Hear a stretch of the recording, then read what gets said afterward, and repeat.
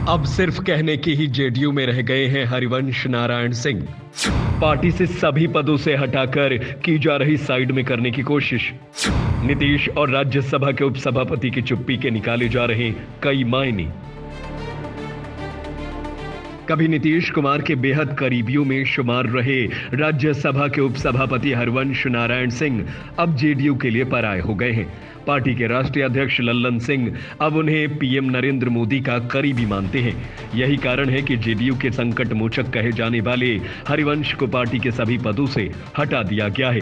अब वे केवल तकनीकी रूप से जदयू के नेता हैं। इस कारण हरिवंश के सामने भी एक सवाल आ गया है कि इतनी फजीहत के बाद पार्टी में कैसे बने रहे या फिर पूरी तरह निकल जाएं। हालांकि इस पूरे प्रकरण में नीतीश कुमार और हरिवंश दोनों ही चुप हैं और यही कारण है कि इनकी खामोशियों के कई मायने भी निकाले जा रहे हैं। ये सवाल भी उठा कि कैसे एक पेशेवर पत्रकार जदयू में बड़ा नेता बना और फिर आंखों का कांटा।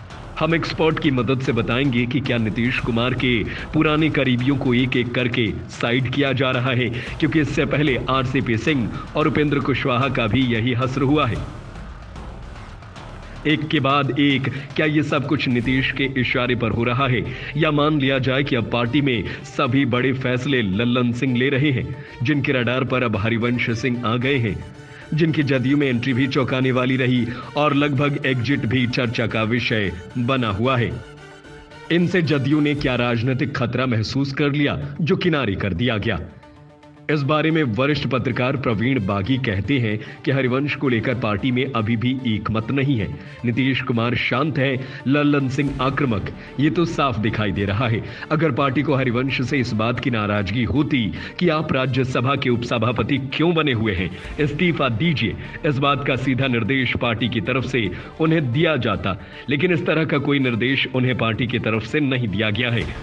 पॉलिटिकल एक्सपर्ट अरविंद मोहन कहते हैं कि नीतीश के सत्ता बदलते ही कायदे से हरिवंश को उपसभापति पद से इस्तीफा दे देना चाहिए। जदयू की मांग भी जायज है। वो कहते हैं कि समस्या ये है कि पार्टी के नेता बयान तो देते हैं लेकिन एक्शन नहीं लेते हैं। वहीं प्रवीण बागी कहते हैं हालिया कुछ निर्णय ये जरूर इशारा करता है कि लल्लन सिंह पार्टी को अपने नियंत्रण में करना चाहते हैं। कई मुद्दों पर नीतीश कुमार से उनके मतभेद उजागर होते हैं। मंत्रिमंडल विस्तार पर लल्लन सिंह और सीएम की राय भी अलग अलग थी। पॉलिटिकल एक्सपर्ट का मानना है कि नीतीश कुमार बिहार में सियासत के साथ दिल्ली में भी अपनी पैठ बनाए रखना चाहते हैं। यही कारण है कि वो अपने साथ हमेशा बुद्धिजीवी वर्ग के नेता का एक कुनबा जोड़कर रखते हैं। अब उनका ये कुनबा पूरी तरह बिखर गया।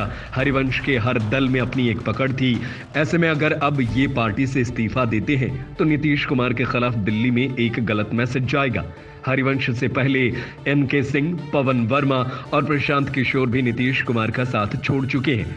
इस सवाल पर वरिष्ठ पत्रकार अरविंद मोहन कहते हैं कि राजनीति में आने से पहले सभी उनका नाम केवल हरिवंश जानते थे, लेकिन जब उन्हें राज्यसभा का टिकट दिया गया तो उनका नाम हरिवंश नारायण सिंह बताया गया।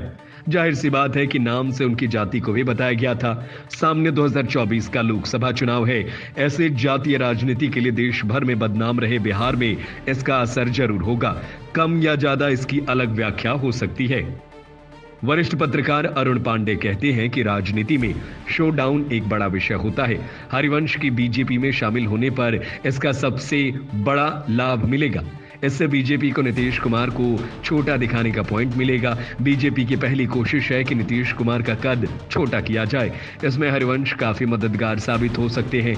वहीं लव कुश समीकरण को तोड़ने की पहल पहले ही बीजेपी कर चुकी है। सीएम नीतीश कुमार और राज्यसभा के उपसभापति हरिवंश की आखिरी मुलाकात 2 महीने पहले हुई थी। सियासी जगत में उनकी इस मुलाकात ने काफी सुर्खियां बटोरी थी। तब नीतीश कुमार अपने सांसदों विधायकों से एक एक कर मुलाकात कर रहे थे। कहा गया कि इसी क्रम में हरिवंश भी उनसे मिलने पटना पहुंचे थे, लेकिन दोनों की मीटिंग को एकदम सीक्रेट रखा गया था। इस संबंध में ना ही सीएमओ की ओर से और न ही राज्यसभा के उपसभापति ऑफिस से कोई जानकारी साझा की गई थी। तब प्रशांत किशोर ने तंज कसा था कि हरिवंश बीजेपी का मैसेंजर बनकर नीतीश कुमार से मिलने गए थे।